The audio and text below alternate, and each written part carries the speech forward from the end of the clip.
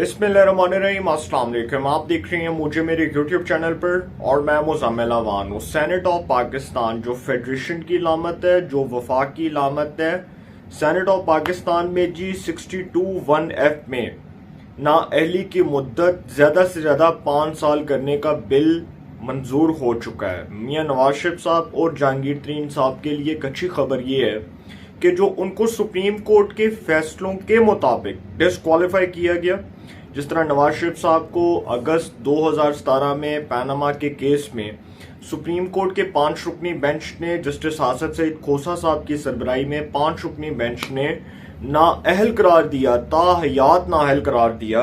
अब नवाज शरीफ साहब जो हैं उनकी नाअहली 5 साल से ज्यादा नहीं होगी। ये सेनेट ऑफ पाकिस्तान में बिल मंजूर हो चुका है।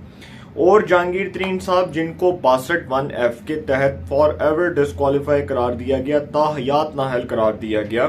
और सुप्रीम कोर्ट के 3 रुकनी बेंच ने जस्टिस मियां साकिब निसार जो उस वक्त चीफ जस्टिस ऑफ पाकिस्तान थे, उनकी सरबराही में 3 रुकनी बेंच ने जहांगीर तरीन साहब को डिस्क्वालीफाई करार दिया था। जस्टिस मियां साकिब निसार, जस्टिस फैसल अरब और जस्टिस उमर अता बंदियाल। अब दोनों जो सियासी लीडरान हैं, दोनों को बेनिफिट हुआ कि सेनेट ऑफ पाकिस्तान से ये जो बिल मंजूर हुआ 62(1)(f) में जो तरमीम हुई, और 5 साल ज़्यादा से ज़्यादा 5 साल जो है उससे ज़्यादा नाअहली नहीं होगी, तो इस हवाले से बहुत इब्हाम था। और माहिर कानून जो थे, जो लॉ के लीगल एक्सपर्ट्स हैं पाकिस्तान के अंदर, जो बहुत प्रोमिनेंट लॉ के लीगल एक्सपर्ट्स हैं, जिस तरह हामिद खान साहब हैं, सलमान अकरम राजा साहब हैं, इसी तरह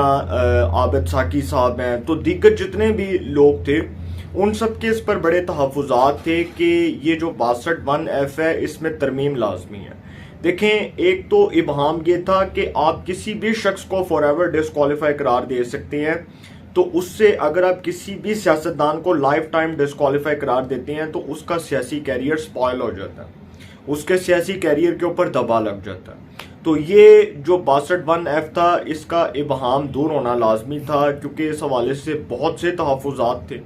और माहिर कानून ये समझते थे कि ये काला कानून है जिसके अंदर तरमीम लाजमी है। अब 62(1)(f) के तहत तो ये 2 शख्सियात को ताहयात नाअहल करार दिया गया,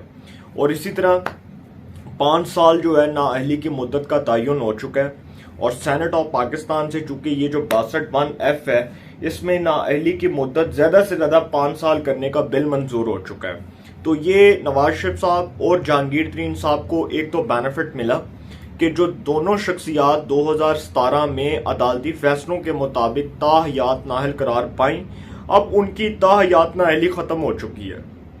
और ये उनको एक बेनिफिट मिला। एक सेनेट ऑफ पाकिस्तान जो फेडरेशन की लामत है, जो वफाक की लामत है, अपर हाउस सेनेट, वहाँ से जी ये बिल मंजूर हुआ, और अब वो आने वाले इलेक्शन में एक बार फिर इंतखाबी मैदान में आ सकते हैं, इलेक्शन कंटेस्ट कर सकते हैं, और उनको ये प्रॉब्लम नहीं होगा कि अब वो अदालत में जाएंगे, अपील दायर करेंगे, और इस हवाले से एक रिव्यू पिटिशन जाएगी, और रिव्यू पिटिशन के ऊपर अदालत क्या फैसला देती है। अब इसके ऊपर मुस्तकबिल के हवाले से अगर बात की जाए तो मुस्तकबिल के हवाले से अदालत क्या फैसला देती है इसके बारे में कुछ भी कहना कबल अज़ वक्त होगा, लेकिन चूंकि अभी चीफ जस्टिस हैं उमर अता बंदियाल साहब, और वो ये फैसले दे चुके हैं, और वो ये फैसले वो बड़े इंपॉर्टेंट डिसीजंस दे चुके हैं। तो नवाज शरीफ साहब की पार्टी की जो चेयरमैनशिप है उसके वाले से, जो पार्टी सदारत थी उसके वाले से उन्होंने फैसला दिया कि नाअहल शख्स पार्टी सरबराह नहीं बन सकता। जब नवाज शरीफ साहब नाअहल हुए थे तो एक दरख्वास्त गई थी सुप्रीम कोर्ट ऑफ पाकिस्तान में कि नवाज शरीफ साहब को पार्टी सदारत से रोका जाए, पार्टी की सदारत करने से रोका जाए। तो उस पे जस्टिस उमर अता बंदियाल साहब ने एक फैसला दिया था कि नाअहल शख्स पार्टी सरबराह नहीं बन सकता। फिर दूसरा फैसला जो उमर अता बंदियाल साहब ने दिया, जो मौजूदा चीफ जस्टिस हैं, उन्होंने दूसरा फैसला ये दिया था कि जो जहांगीर तरीन साहब जो डिस्क्वालीफाई हुए उनको ताहयात नाअहल करार देने वाले बेंच का वो हिस्सा थे, जिसमें जस्टिस फैसल अरब और जस्टिस मियां साकिब निसार 3 रुकनी बेंच ने वो फैसला दिया था। अब देखते हैं कि वो इसके ऊपर क्या फैसला करते हैं, और अगर वही वो 3 रुकनी बेंच बना देते हैं, जस्टिस एजाजुल हसन, जस्टिस मुनीब अख्तर, और खुद वो उस बेंच को ऐड करते हैं, तो फिर कोई भी फैसला आ सकता है। तो जी दूसरी खबर ये है कि शहबाज शरीफ साहब जो हैं वो बिला मुकाबला मुस्लिम लीग नून के सदर मुंतखब हो चुके हैं। शहबाज शरीफ साहब बिला मुकाबला मुस्लिम लीग नून के सदर मुंतखब हो चुके हैं और मरियम नवाज साहिबा चीफ ऑर्गेनाइजर और सीनियर नायब सदर मुंतखब हो चुकी हैं। मुस्लिम लीग नून की जो पार्टी है उसका इजलास हुआ इस्लामाबाद में। मुस्लिम लीग नून की जनरल काउंसिल का इस्लामाबाद में इजलास हुआ जिसमें पार्टी की आला क़यादत ने सीनियर रहनुमाओं ने शिरकत की। लेकिन इस इजलास में चूँकि ये बहुत ज़्यादा ये एक कंट्रोवर्सी थी कि जी पता नहीं क्या होगा, वो जो सीनियर लोग हैं जो इस वक्त पार्टी से नाराज़ हैं उनके बारे में तो मैं आगे जाकर बात करूंगा। लेकिन शहबाज शरीफ साहब ने इस इजलास में बहुत अहम बातें की। उन्होंने कहा कि ये नवाज शरीफ साहब का इत्मीनान है मुझ पर और उनकी वजह से मैं यहाँ तक पहुँचा, मुझे इज्जत मिली, मुझे रिस्पेक्ट मिली, मुझे ऑनर मिली, मुझे वो मुकाम मिला, मुझे वो हैसियत मिली। तो ये शहबाज शरीफ साहब ने जी क्रेडिट नवाज शरीफ साहब को दिया और मरियम नवाज साहिबा और शहबाज शरीफ साहब जो हैं वो दोनों ने हाथ खड़े करके, दोनों ने ऊपर हाथ दे रखकर लोगों ने उनका इस्तकबाल किया, उनके हक में तालियां बजाईं कि जो दो शख्सियात हैं वो बिला मुकाबला मुंतखब हुई। तो ये ट्रस्ट था पार्टी का। लेकिन उस हवाले से अगर देखा जाए तो शहबाज शरीफ साहब ने यह भी कहा कि ये जो वजारत उज़्मा है ये नवाज शरीफ साहब की अमानत है और जब वो आएंगे तो उनको वापस कर दूंगा और ये वो वक्त आएगा। उन्होंने कहा वो वक्त आएगा जब नवाज शरीफ साहब चौथी बार पाकिस्तान के वज़ीर आज़म बनेंगे, वो वज़ीर आज़म मुंतखब होंगे तो ये वजारत उज़्मा उनके सुपुर्द कर दूंगा। अब ये जो एक लड़ाई वाली बातें कर रहे थे ना वो तज्जियाकार, वो दानिश्वर, वो हमारे सहाफ़ी दोस्त जो ये बातें करते थे और जो ये कहते थे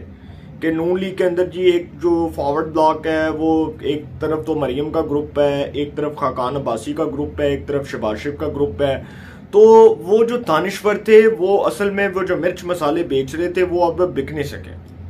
और दूसरी बात कि जो वो चूरन बेचना चाह रहे थे ना, लोगों को वो बताना चाह रहे थे कि जी नून लीग में बड़ी लड़ाई है, नून लीग के अंदर इख्तलाफात हैं, नून लीग के अंदर दरार पड़ चुकी है और वो जो इख्तलाफात हैं वो वाज़े तौर पर नज़र आ रहे हैं। तो इस किस्म की जो खबरें दी जा रही थी, इस किस्म की खबरों का कोई सरपाँव नहीं था। अब वो चीज़ें साबित हो चुका है कि वो असूली तौर पर गलत थी जिन लोगों ने ये खबरें बनाकर मीडिया के सामने पेश की चूरन बेचने के तौर पर, और फिर बताने की कोशिश की कि जी नून लीग में जी चूँकि वो फॉरवर्ड ब्लॉक जो है उसमें आप देख सकते हैं कि ये 3 ग्रुप बने हुए हैं और वो तीनों ग्रुप्स जो हैं उसमें एक एक जो है वो ग्रुप, हर बंदे का अपना अपना ग्रुप है और हर बंदा जो है वो एक दूसरे से खार खाता है। तो ये चीज़ें जो हैं इसकी तरदीद हो चुकी है, बड़ी सख्ती के साथ तरदीद हुई जब मरियम नवाज साहिबा, शहबाज शरीफ साहब दोनों साथ बैठे थे स्टेज पर और एहसन इकबाल साहब जो नून लीग के सेक्रेटरी जनरल हैं तो वो भी साथ बैठे हुए थे। तो सर वो उनको मुँह छुपाने की जगह नहीं मिल रही उन तज्जियाकारों को, उन दानिश्वरों को, वो जो हुकूमत मुखालिफ जो पेड कंटेंट पे काम कर रहे थे। अब वो जहरी सी बात है, उन्होंने तो अब अपना मुंह छुपाना ना, वो यूट्यूबर्स जो सारा दिन बैठ के हुकूमत के खिलाफ मिर्च मसाले बेचते रहते हैं, चूरन बेचते हैं कि जी किसी ना किसी तरह उनकी दाल और उनकी रोजी रोटी जो है वो चलती रहे, तो अब उनको तो जगह नहीं मिलेगी मुंह छुपाने की। लेकिन सर ये चीज़ें जो हैं इसकी सख्ती से तरदीद हुई और इसी तरह तरदीद हुई कि जब ये चीज़ें ऑन द रिकॉर्ड सबके सामने आई तो पता चला कि इसमें कोई हकीकत नहीं है, कोई सदाकत नहीं है। और नवाज शरीफ साहब का ट्रस्ट है इस पार्टी के ऊपर, वो पार्टी के कायद हैं, वो चौधरी निसार हैं, वो शाहिद खाकान अब्बासी हैं, वो शहबाज शरीफ हैं, वो मरियम नवाज हैं। वो जिसने भी वोट लेना है उसने नवाज शरीफ के नाम पे लेना है, जिसको वोट मिलना है उसको नवाज शरीफ के नाम पे वोट मिलना है। जिसने पार्टी में इंतखाबी जो है वो इंतखाबी निशान पर इलेक्शन लड़ना है उसने नवाज शरीफ के नाम पर लड़ना है। तो नवाज शरीफ साहब की पार्टी में वो हैसियत है कि वो पार्टी के कायद हैं, वो पार्टी के चेयरमैन हैं और जो फैसला होगा वो उनका फैसला होगा। वो मुस्लिम लीग नून की सेंट्रल वर्किंग कमेटी है, वो नून लीग की जो है वो सीनियर टॉप लीडरशिप है, वो नून लीग की जो भी तंजीम साजी है उसका फैसला, उसका इख्तियार नवाज शरीफ के पास है। तो जो फैसले होंगे वो शहबाज शरीफ साहब ने नवाज शरीफ साहब की मुशावरत से करने हैं। अब आते हैं जी आखिरी खबर की तरफ, जो खाकान अब्बासी साहब हैं और मिफ्ता इस्माइल साहब। ये देखें जी, दो शख्सियात जो है ना ये नाराज हैं नून लीग से। ये खबरें बहुत पहले की मीडिया के ऊपर आ रही हैं, बहुत देर से आ रही हैं और ये भी कहा जा रहा था कि जी इनकी नाराजगी है नून लीग से, चुके नून लीग के अंदर कोई फॉरवर्ड ब्लॉक बना हुआ है। और ये बात तब हुई थी जब मिफ्ता इस्माइल साहब को हटाकर इसहाक डार साहब को वज़ीर ख़जाना बनाया गया और इसहाक डार साहब जो हैं जब उनको लाया गया था तो उनको वजारत ख़जाना दे दी गई, जिस पर नून लीग को बड़े तहफ़्फ़ुज़ात थे। उस पर शायद खकान अब्बासी साहब को तहफ़्फ़ुज़ात थे। तो खकान अब्बासी साहब जो आजकल टीवी स्क्रीन्स पर जाकर अपनी ही हुकूमत के ख़िलाफ़ बोल रहे हैं, अपनी हुकूमत के ख़िलाफ़ बयानात दे रहे हैं। एक तरफ तो नून लीग के मेरी कुछ सीनियर रहनुमाओं से बात हुई तो वो कहते हैं कि जी खकान अब्बासी साहब हमारे लिए बड़े रिस्पेक्टेबल हैं, हम तो बड़ी उनको कदर की निगाह से देखते हैं, हम तो उनकी कदर करते हैं, दिल से कदर करते हैं। लेकिन दूसरी जानिब कुछ ऐसे लोग भी हैं जो ये कहते हैं कि अगर वो जाते हैं पार्टी से तो सौ बिस्मिल्लाह, वो जाना चाहें तो वो सौ बिस्मिल्लाह जाएं। लेकिन सर इसमें प्रॉब्लम क्या है? देखें, इसमें प्रॉब्लम ये है कि खकान अब्बासी साहब जो हैं उनके बहुत देर से नून लीग के साथ इख्तलाफात हैं और उसकी एक सबसे बड़ी वजह ये है कि जब मिफ्ता इस्माइल को मशीर ख़जाना के तौर पर हटाकर इसहाक डार को वफाकी वज़ीर ख़जाना बनाया गया तो उस पर शायद खकान ने नाराज़गी का इजहार किया। अब दूसरी तरफ अगर देखा जाए तो इकबाल ज़फ़र झगड़ा जो नवाज शरीफ के वफादार साथियों में शुमार होते हैं और मेहताब अब्बासी, ये दो शख्सियात जो नवाज शरीफ के देरीना और वफादार साथियों में अब तक शुमार होते थे, ये दोनों भी नून लीग के जो है वो इजलास में शरीक नहीं हुए,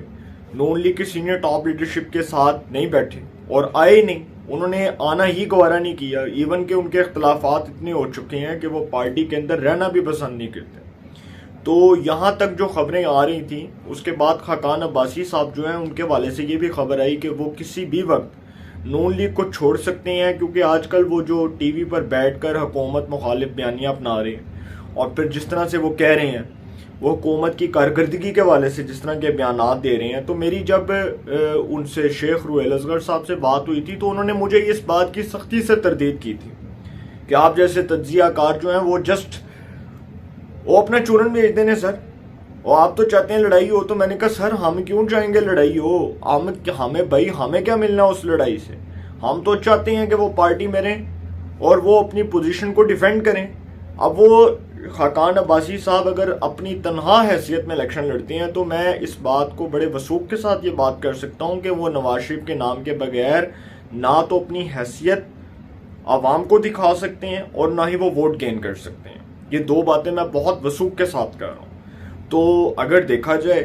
तो खकान अब्बासी साहब जो उनकी नाराज़गी अपनी जगह पर बजा होगी, लेकिन ख्वाजा आसिफ साहब चूँकि ये टीवी टॉक शोज़ में कह चुके हैं कि मिफ्ता को पार्टी के अंदर रहकर तनकीद करनी चाहिए थी,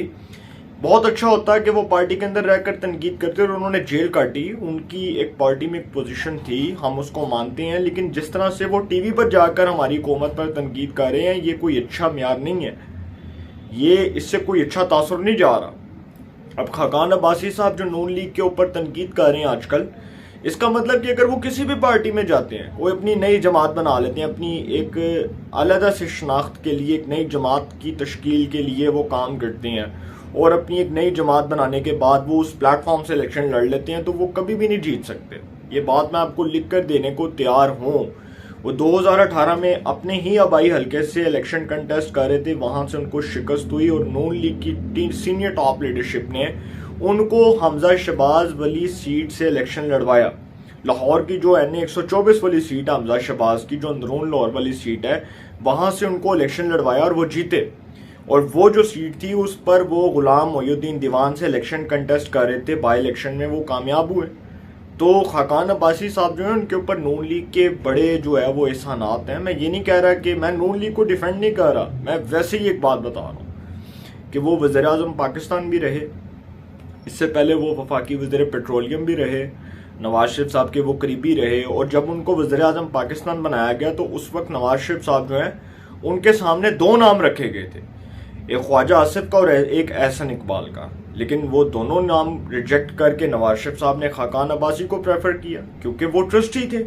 और वो नवाज शरीफ का ट्रस्ट गेन कर चुके थे। तो अब खकान अब्बासी साहब अगर इन हालात में नून लीग को छोड़ते हैं तो सर वो अपनी पोजीशन को कमज़ोर करेंगे, वो अपनी सियासत को कमज़ोर करेंगे, और अब देखते हैं क्या होता है। लेकिन कुछ खबरें ऐसी आ रही हैं कि वो खकान अब्बासी और मिफ्ता जो हैं वो नून लीग से निकाले जा सकते हैं या वो खुद जा सकते हैं, या बहुत अच्छा होगा कि अगर वो खुद चले जाते हैं। तो कुछ लोगों का ये भी कहना है कि अगर वो जाते हैं तो पार्टी को इससे कोई फ़र्क नहीं पड़ेगा, पार्टी अपनी पोजीशन पर खड़ी होगी और खाकान अब्बासी और मिफ्ता इस्माइल अगर इतने नाज नखरों के बाद कहते हैं कि जी हमारे तरले मिनते करो, तो वो काम हम नहीं कर सकते। अब नवाज शरीफ साहब इसमें क्या किरदार अदा करते हैं ये उन पर डिपेंड करता है, ये उनकी पॉलिटिक्स के ऊपर डिपेंड करता है कि वो खाकान अब्बासी को या मिफ्ता को मनवा लेते हैं या ये गेम उनके हाथ से निकल जाती है। क्योंकि जो चौधरी निसार का हाल हुआ वो आपके सामने है। आज चौधरी निसार साहब किसी को नज़र नहीं आ रहे, वो अपने हल्के में तनहा हैसियत में इलेक्शन लड़ लें, वो शायद काउंसलर भी नहीं बन सकते, जो हकीकत है। तो अगर खाकान अब्बासी और मिफ्ता कोई इस तरह का स्टेप उठाते हैं, कोई इस तरह का इकदाम उठाते हैं, तो उनको एक बात मद्देनज़र रखनी चाहिए कि उनका वोट बैंक जो है वो नवाज शरीफ के नाम से मंसूब है।